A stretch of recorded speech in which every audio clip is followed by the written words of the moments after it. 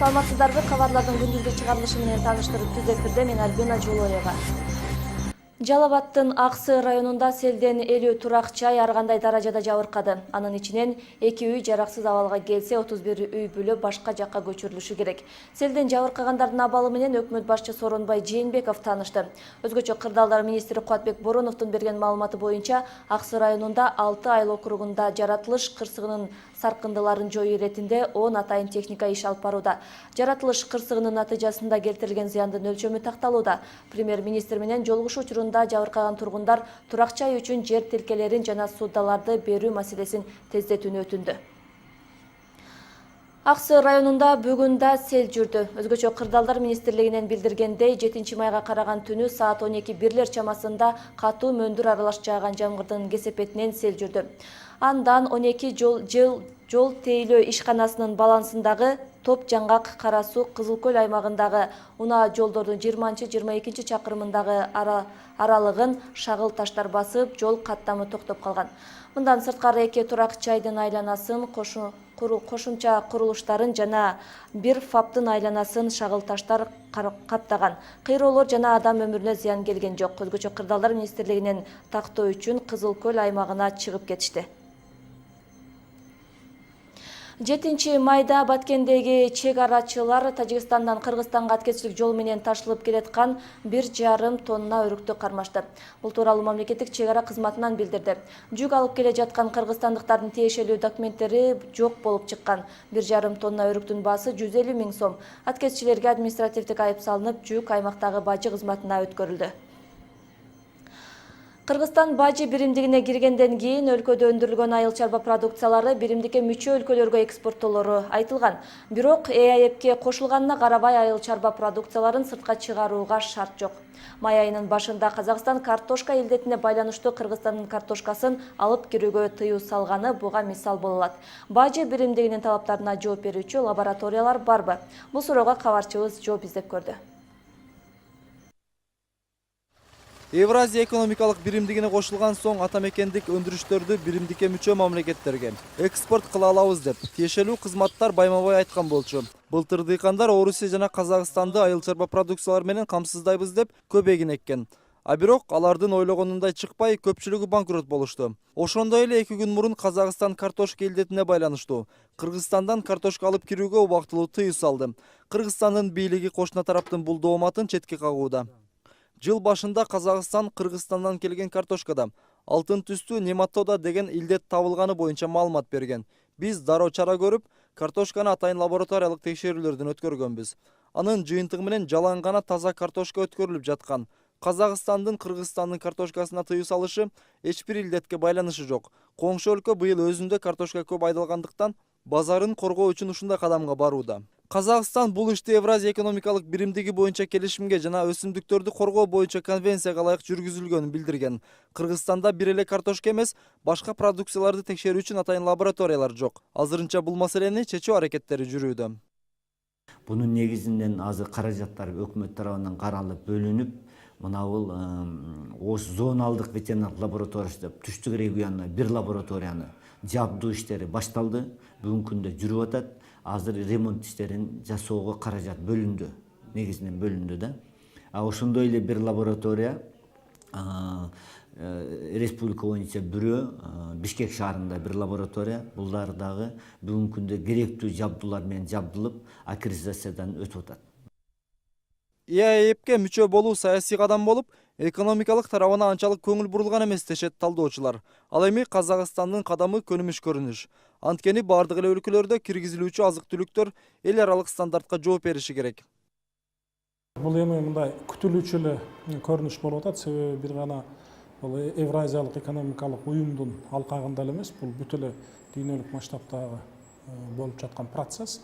Себеби ар бир мамлекет өзүнүн бир гана ошол эт же картошка эле эмес, жалпы айыл чарба продукциясын сыртка экспортко чыгарып атканда сөзсүз түрдө алар жалпы көрсөтүлгөн талапка, нормага жооп бериш керек да. Экспертизалык борборлор, логистикалык борборлор сөзсүз түрдө курулуш керек. Биримдикке кошулар алдында атайын комиссия келип, 2 ай өлкөнүн лабораторияларын текшерип кетишкен. Ал эми өкмөт тарабынан тиешелүү кызматтарга тапшырма берилген. Эгерде заманбап лабораториялар курулса, ата мекендик айыл чарба продукциялары эл аралык рынокко чыгуусуна жол ачылат. Эрмек Муратбек уулу, Самат Сайдамат уулу, Ынтымак. Ошондой эле Кыргызстандан ЭАЭПке мүчө өлкөлөргө эт жана сүт азыктары экспорттолбойт. Жогорудагы темага токтолгон кабарчыбыз Эрмек Муратбек уулуна кошумча суроо салып көрөлү. Эрмек, айтсаңыз, ЭАЭПтин сертификациясынан канча лаборатория өткөн? Кыргызстандан аккредитацияланган 28 лаборатория жана ошондой эле сертификациялоо боюнча 6 орган өткөн. Булардын документтери Евразия экономикалык биримдигине мүчө бардык өлкөлөрдө бирдей таанылат. Сертификациядан өткөндөр булар курулуш, метеорология боюнча продукцияларды сертификациялоо жана ошондой эле бактериологиялык лабораториялар, нефть, байланыш жана ошондой эле майлуу суудагы лампа заводдору бар. Альбина, сөз сизде. Рахмат, кесиптеш, берүүбүздү башка жаңылыктар менен улантабыз. 7 май радио жана байланыш кызматкерлеринин күнү. Ага карата президент Алмазбек Атамбаев бир катар ата мекендик радио станциялардын жетекчилери менен жолугушту. Жолугушууда мамлекет башчы радио станциялардын жетекчилерин кесиптик майрамы менен куттуктап, бардык кызматкерлерге ден соолук жана чыгармачылык ийгилик каалады. Атамбаев ыкчамдыгы жана кеңири аймакка тарагандыгы менен радио башка жалпыга маалымдоо каражаттарынан айырмаланаарын белгиледи. Мамлекет башчысы калкты агартууда, жүрүм-турум маданиятынын деңгээлин жогорулатууда жана күчтүү бакубат мамлекетти курууга көмөктөшүүдө радионун өзгөчө ролун баса белгиледи. Жолугушуу аягында өлкө башчы радио станцияларга жаңы радио долбоорлорду колдоо иретинде акчалай сертификаттарды тапшырды. Ош шаарында 2 күн боло турган эл аралык экинчи бизнес жарманкеси башталды. Бул тууралуу Ош шаардык мэриясынын маалымат кызматы билдирди. Ага Орусия, Казакстан, Тажикстан жана Кыргызстандын бир катар аймактарынан келген ишкерлер катышат. Жалпысынан 60тан ашуун компаниялар өз продукцияларын жарманкеге алып чыгуусу күтүлүүдө деп билдирди маалымат кызматы. Жарманкеде фирма заводдордон чыккан продукциялар, курулуш материалдар дүң баада сатылат. Ата мекендик өндүрүшчүлөрдүн ишмердүүлүгү менен таанышууга жана кеңири маалымат алууга шарт түзүлөт. Бизнес жарманкеси Ош шаарынын мэриясы, Оштогу жаш ишкерлер ассоциациясы менен биргеликте уюштурулууда.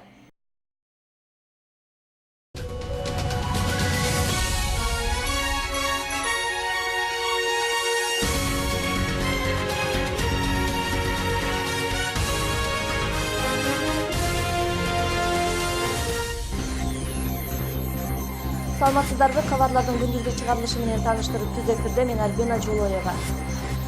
Жалал Абадтын Аксы районунда селден 50 турак чай ар кандай даражада жабыркады. Анын ичинен 2 үй жараксыз абалга келсе, 31 үй бүлө башка жакка көчүрүлүшү керек. Селден жабыркагандардын абалы менен өкмөт башчы Сооронбай Жээнбеков таанышты. Өзгөчө Кырдаалдар министри Кубатбек Бороновдун берген маалыматы боюнча, Аксы районунда 6 айыл округунда жаратылыш кырсыгынын саркындыларын жою иретинде 10 атайын техника иш алып барууда. Жаратылыш кырсыгынын натыйжасында келтирилген зыяндын өлчөмү такталууда. Премьер-министр менен жолугушуу учурунда жабыркаган тургундар турак чай үчүн жер тилкелерин жана суудаларды берүү маселесин тездетүүнү өтүндү. Аксы районунда бүгүн да сел жүрдү. Өзгөчө Кырдаалдар министрлигинен билдирген Тарабына анчалык көңүл бурулган эмес дешет талдоочулар. Ал эми Казакстандын кадамы көнүмүш көрүнүш. Анткени бардык эле өлкөлөрдө киргизилүүчү азык-түлүктөр эл аралык стандартка жооп бериши керек. Бул эми мындай күтүлүүчү эле көрүнүш болуп атат. Себеби бир гана бул Евразиялык экономикалык уюмдун алкагында эле эмес, бул бүт эле дүйнөлүк масштабтагы болуп жаткан процесс. Себеби ар бир мамлекет өзүнүн бир гана ошол эт же картошка эле эмес, жалпы айыл чарба продукциясын сыртка экспортко чыгарып атканда сөзсүз түрдө алар жалпы көрсөтүлгөн талапка, нормага жооп бериш керек да. Экспертизалык борборлор, логистикалык борборлор сөзсүз түрдө курулуш керек. Биримдикке кошулар алдында атайын комиссия келип, 2 ай өлкөнүн лабораторияларын текшерип кетишкен. Ал эми өкмөт тарабынан тиешелүү кызматтарга тапшырма берилген. Эгерде заманбап лабораториялар курулса, ата мекендик айыл чарба продукциялары эл аралык рынокко чыгуусуна жол ачылат. Эрмек Муратбек уулу, Самат Сайдамат уулу, Ынтымак. Ошондой эле Кыргызстандан ЭАЭПке мүчө өлкөлөргө эт жана сүт кийин өлкөдө өндүрүлгөн айыл чарба продукциялары биримдикке мүчө өлкөлөргө экспорттолору айтылган. Бирок ЭАЭПке кошулганына карабай айыл чарба продукцияларын сыртка чыгарууга шарт жок. Май айынын башында Казакстан картошка илдетине байланыштуу Кыргызстандын картошкасын алып кирүүгө тыюу салганы буга мисал боло алат. Бажы биримдигинин талаптарына жооп берүүчү лабораториялар барбы? Бул суроого кабарчыбыз жооп издеп көрдү. Евразия экономикалык биримдигине кошулган соң атамекендик өндүрүштөрдү биримдикке мүчө мамлекеттерге экспорт кыла алабыз деп тиешелүү кызматтар байма-бай айткан болчу. Былтыр дыйкандар Орусия жана Казакстанды айыл чарба продукциялар менен камсыздайбыз деп көп эгин эккен. А бирок алардын ойлогонундай чыкпай көпчүлүгү банкрот болушту. Ошондой эле 2 күн мурун Казакстан картошка илдетине байланыштуу Кыргызстандан картошка алып кирүүгө убактылуу тыюу салды. Кыргызстандын бийлиги кошуна тараптын бул дооматын четке кагууда. Жыл башында Казакстан Кыргызстандан келген картошкада алтын түстүү нематода деген илдет табылганы боюнча маалымат берген. Биз дароо чара көрүп, картошканы атайын лабораториялык Гендей 7 майга караган түнү саат 12:01 чамасында катуу мөндүр аралаш жааган жамгырдын кесепетинен сел жүрдү.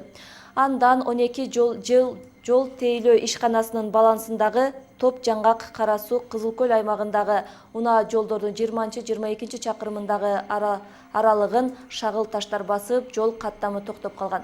Мындан сырткары эки турак чайдын айланасын, кошумча курулуштарын жана бир фаптын айланасын шагыл таштар каптаган. Кыйроолор жана адам өмүрүнө зыян келген жок. Өзгөчө Кырдаалдар министрлигинен тактоо үчүн Кызыл Көл аймагына чыгып кетишти.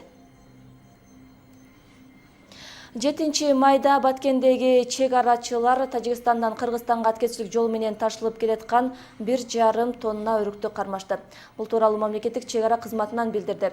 Жүк алып келе жаткан кыргызстандыктардын тиешелүү документтери жок болуп чыккан. 1,5 тонна өрүктүн баасы 150 000 сом. Аткеччилерге административдик айып салынып, жүк аймактагы бажы кызматына өткөрүлдү.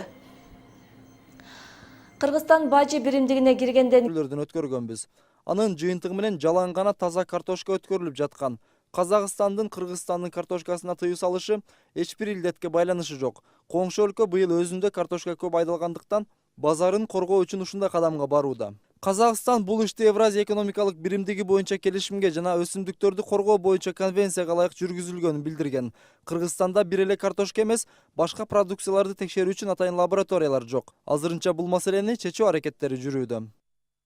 Bunun negizinden azı karajatlar өкмөт тарабынан каралып бөлүнүп, мынабул осы зоналдык ветеринарлык лабораториясы деп түштүк регионуна бир лабораторияны жабдуу иштери башталды. Бүгүнкү күндө жүрүп атат. Азыр ремонт иштерин жасоого каражат бөлүндү, негизинен бөлүндү да. Ошондой эле бир лаборатория республика боюнча бирөө, Бишкек шаарында бир лаборатория, булар дагы бүгүнкү күндө керектүү жабдуулар менен жабдылып, аккредитациядан өтүп атат. ИАЭПке мүчө болуу саясий кадам болуп, экономикалык